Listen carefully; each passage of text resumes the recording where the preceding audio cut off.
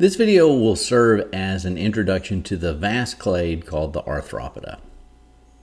So here are the organisms we covered thus far, and we have been talking most recently about the ecdysozoans, and we talked about the first two lineages that are in what is called the Pan-Arthropoda, the onychophorans and the tardigrades. But now we're going to get into the arthropod clade itself.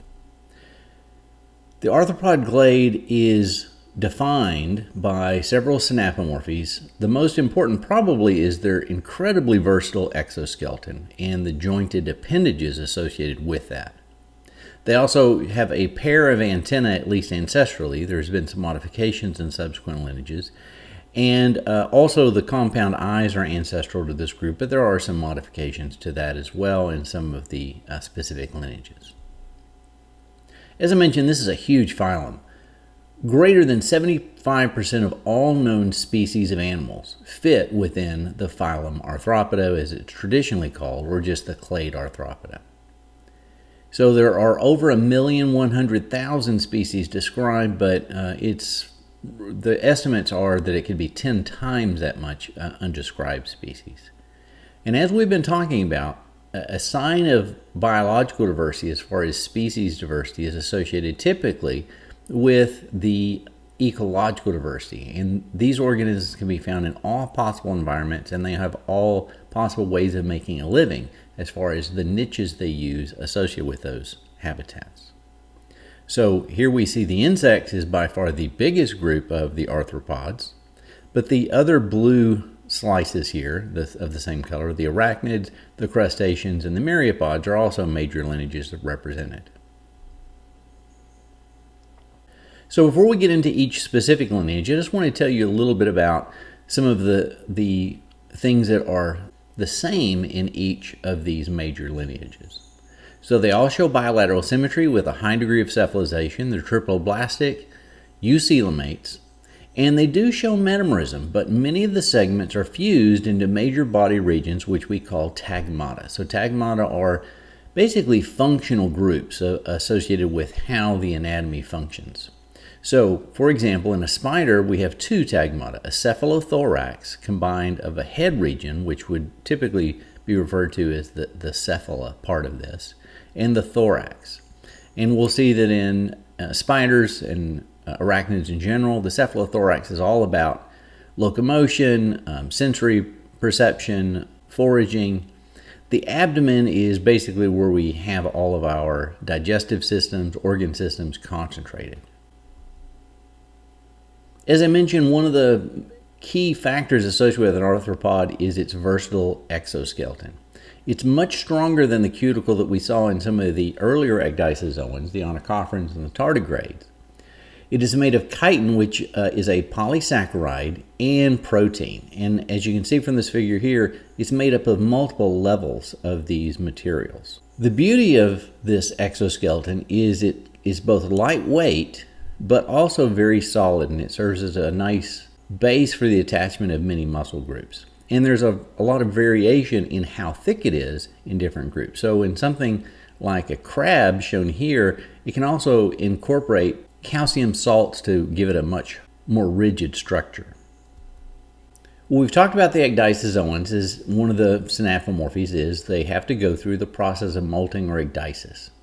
And how that actually works is the organism will swell up its body with either water or air, depending on where it lives, to split the old exoskeleton.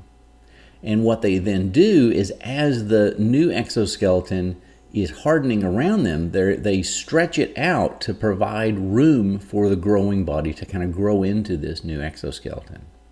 But during this process, this new exoskeleton is relatively thin and pliable, and so this can be a very dangerous period for the animals as they wait for this new exoskeleton to harden.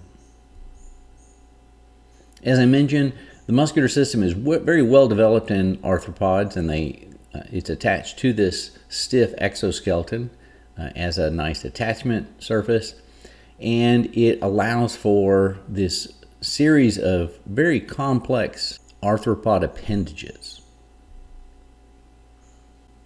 All arthropods have a relatively large brain with paired ventral nerve cords, and you can see the nerve cord, the ring associated going around the digestive tract, as we've seen in many organisms thus far.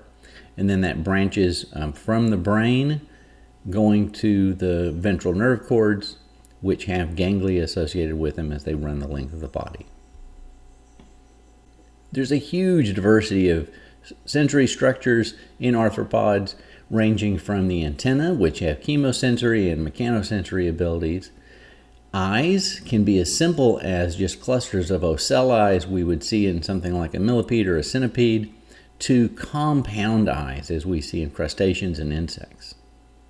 And the antennae themselves can be highly diversified for specific functions, particularly in the insects, as we'll see. As I mentioned, one of the hallmarks of arthropods and how they get their name, jointed legs, comes from these really versatile jointed appendages.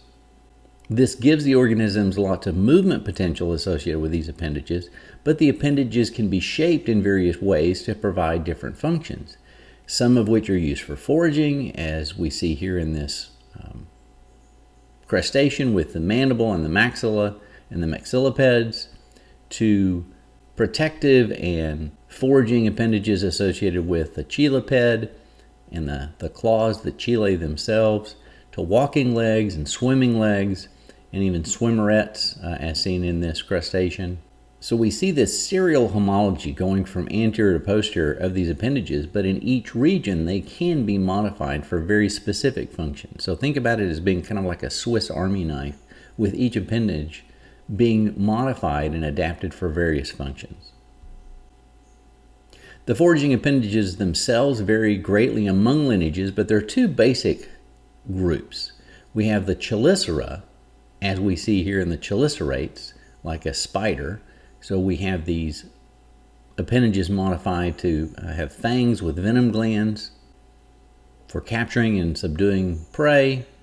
And then we have the mandibulates, and they have mandibles for chewing their food. All of them do have a complete digestive system, and there is specialization of structures that vary among lineages, as we'll talk about as we get into each individual group.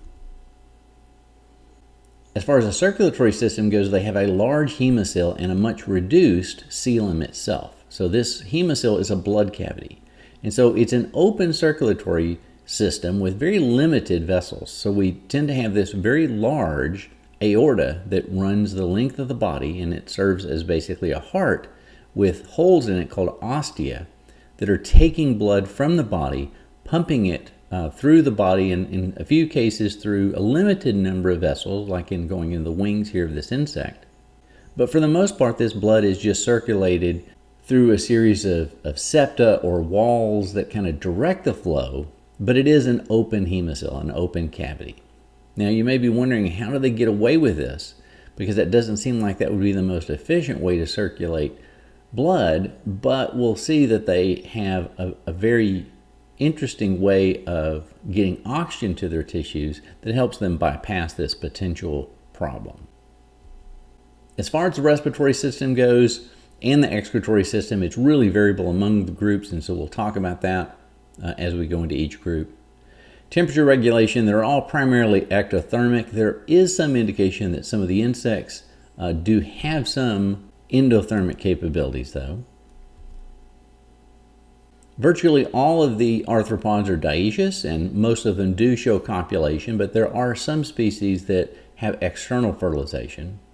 And there are some species that we know of only as being represented by females that reproduce through ameiotic parthenogenesis.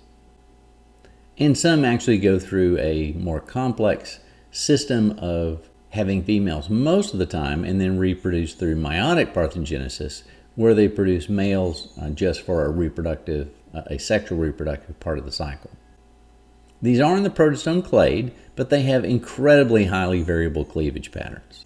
And this is actually an area of a lot of recent study. Some do produce aquatic larvae for the aquatic forms, but even some of the aquatic forms have direct development. The terrestrial forms do have direct development. So with that quick introduction to the arthropods and their key characteristics, now we'll look at how we see variation within the clade by looking at the specific lineages.